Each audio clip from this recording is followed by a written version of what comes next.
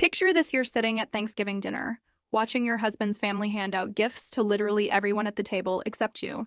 His mother looks right at you with this smug little smile and says, "Oh, we just forgot about you." Then everyone laughs, including your husband. Now I want you to remember that feeling, because that's exactly what happened to me. And what I did next? Well, let's just say they'll never forget me again. My name doesn't matter for the story, but what does matter is that I spent 6 years married to a man named Mike, and 6 years being treated like an absolute outsider by his family. Mike was incredibly close to his mother Barbara and his two sisters, Sharon and Diane.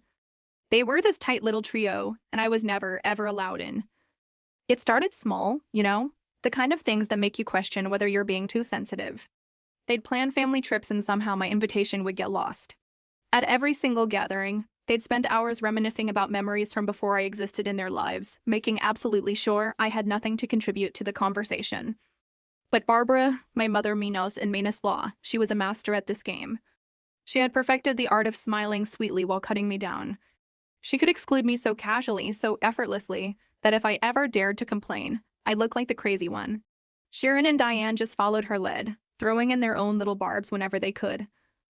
And Mike? Mike told me to ignore it. Every single time. He never defended me, never called them out, never told them to stop. He'd just laugh it off and tell me I was overreacting. And like an idiot, I let it slide because I loved him.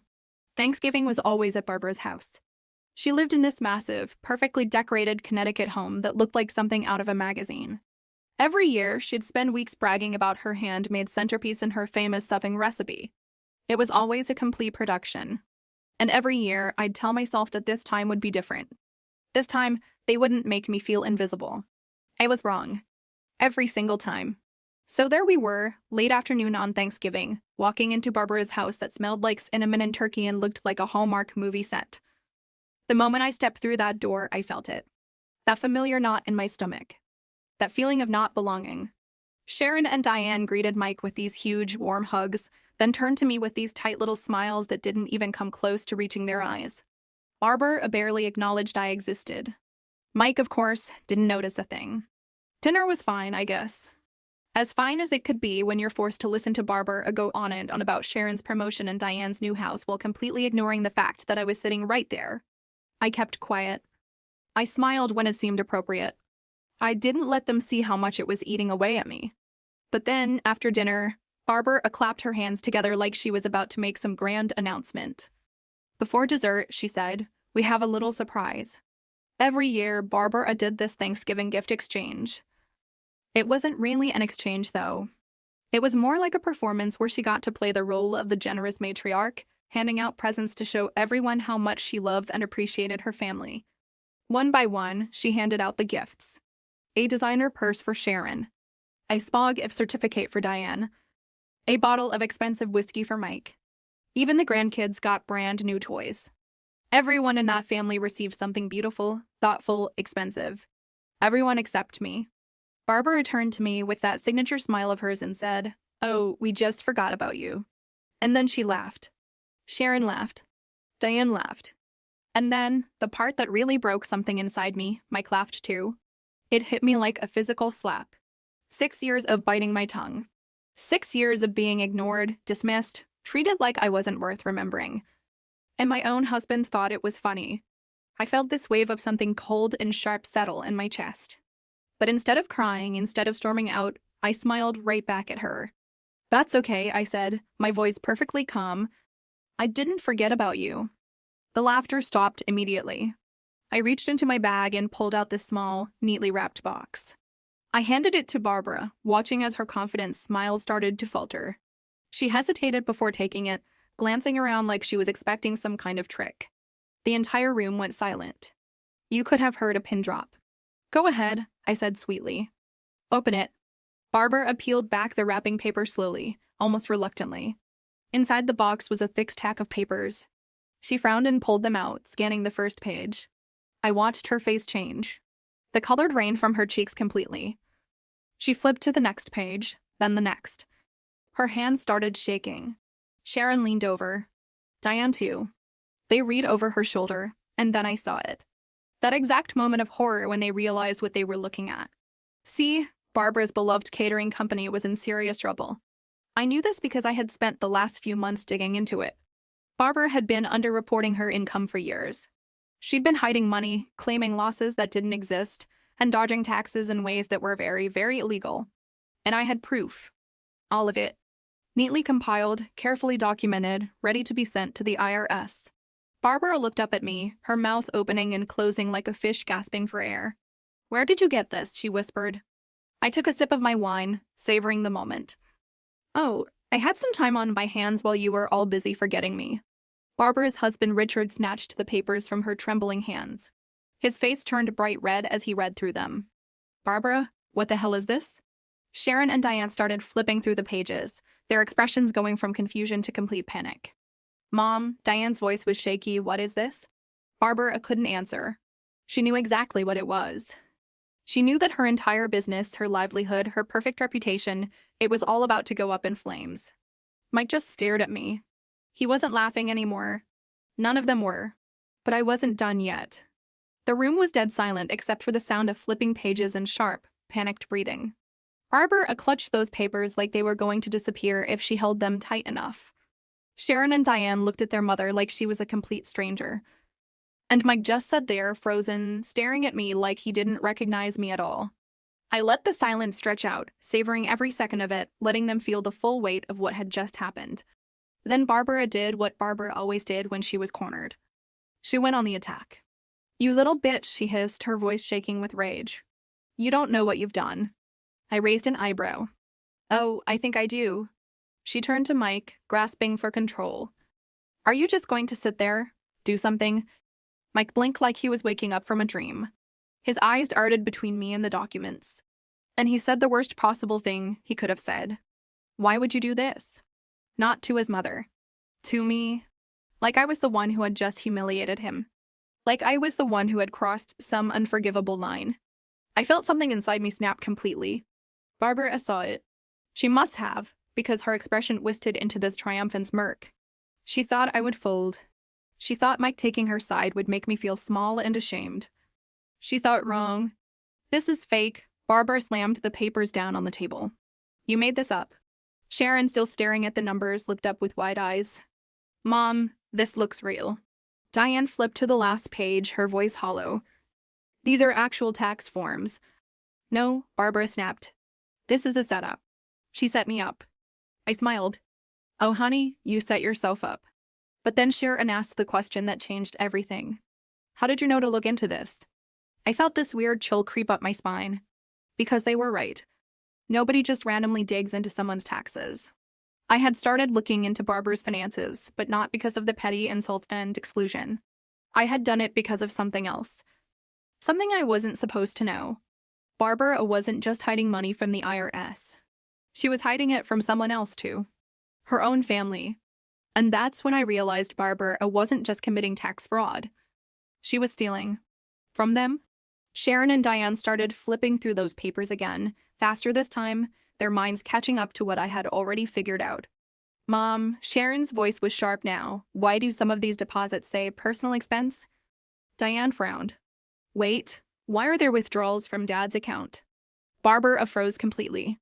Her husband turned to her slowly. "What the hell are they talking about?" I could see Barbara's mind racing, trying to come up with some lie, some excuse, anything. But Sharon and Diane weren't letting up. "You told us you didn't have any money to help with my house," Diane said, her voice getting louder. "You said you couldn't lend me anything when I lost my job last year," Sharon added. Barbara was actually sweating now. Richard snatched the papers again, flipping through them with wide, disbelieving eyes. "Barbara, answer them." For the first time that night, Barbara was completely speechless. Mike looked at me, his face a mixture of shock and betrayal, like he wasn't sure if I had just saved his family or detonated a bomb in the middle of it. I met his gaze and waited. Because this was about to get so much worse. The silence was suffocating. Barbara's eyes darted around wildly, searching for some way out, but there wasn't one.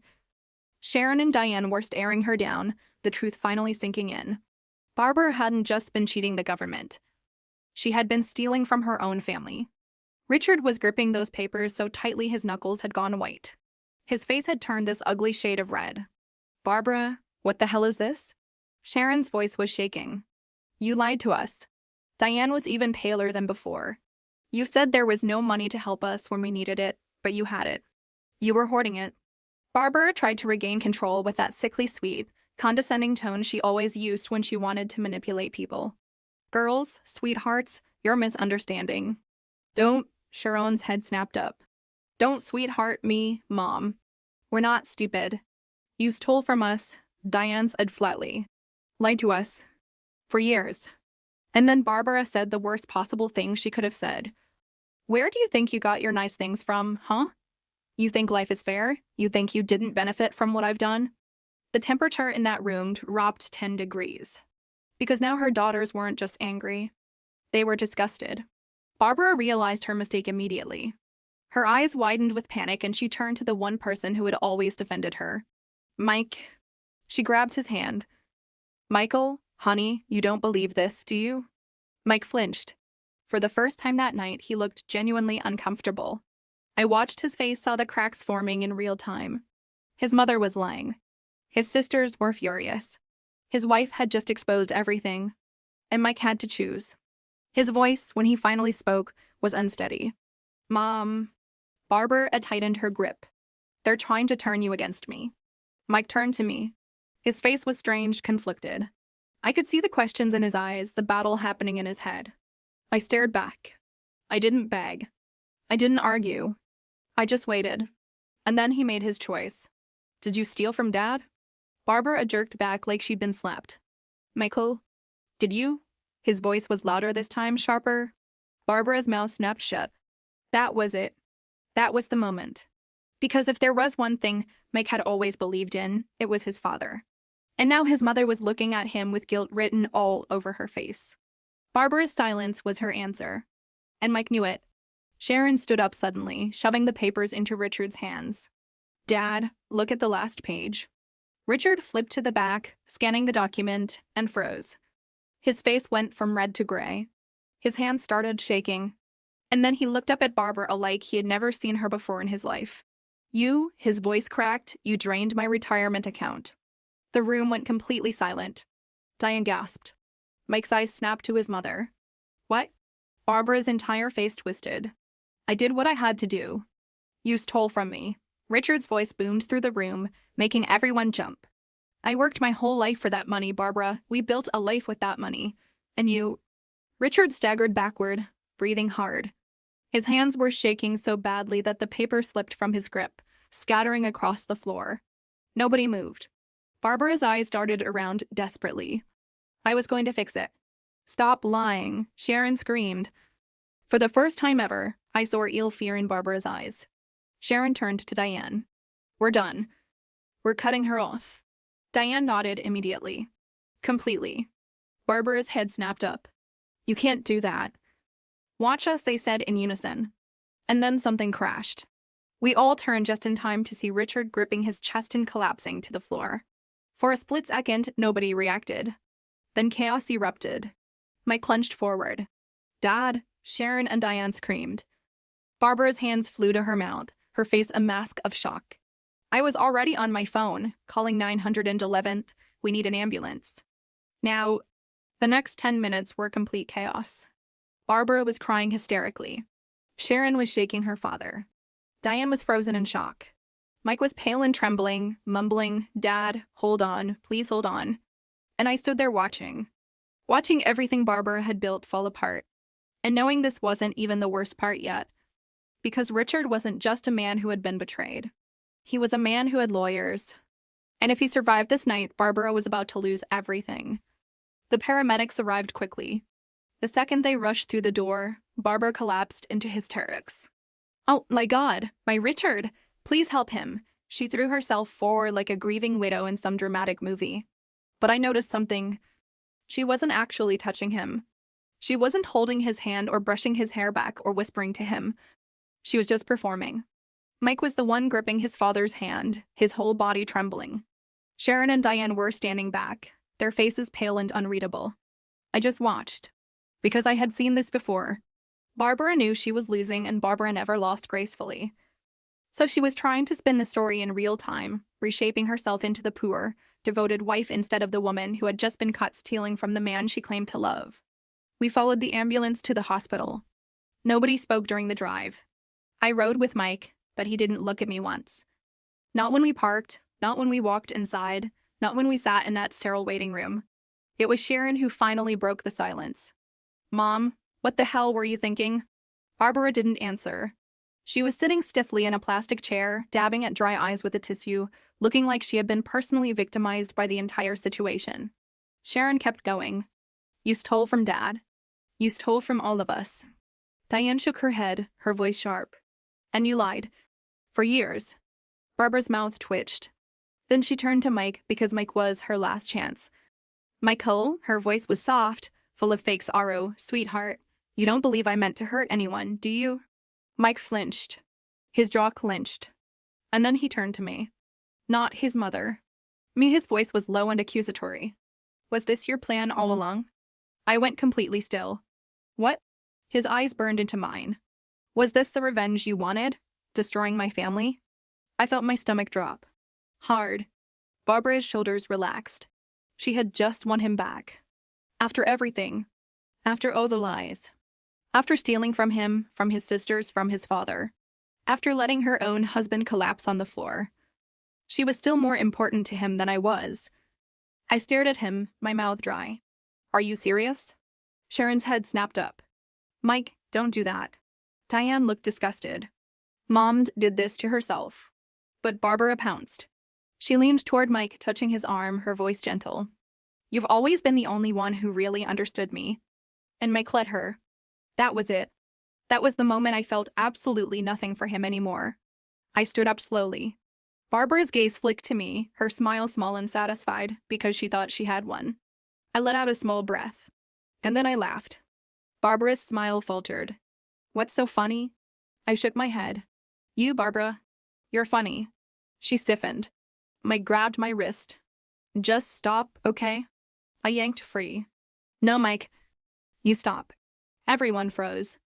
I turned to Barbara first. "You treat me like garbage for 6 years. You exclude me, humiliate me, make me feel like I don't belong anywhere. And the second I fight back, I'm the villain?" Barbara opened her mouth, but I wasn't done.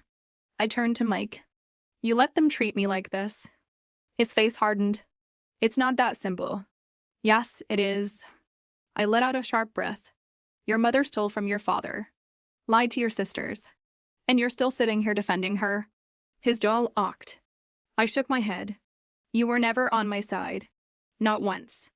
And I was done waiting for that to change. I pulled my wedding ring off and dropped it into his hand. His eyes widened in shock. "What are you doing?" "Leaving." Barbara sucked in a breath. "Oh, don't be dramatic." I laughed again. "Dramatic?" Her face twisted with rage, but I was already walking away. Sharon and Diane didn't try to stop me. Neither did Richard when he woke up and found out everything that had happened. He filed for divorce within a week. Barbara lost everything. Her business, her house, her family, her reputation. And Mike tried to reach out weeks later. Said he finally understood what I'd been trying to tell him for years. I blocked his number. Because I wasn't waiting for him to choose me anymore. I had already chosen myself.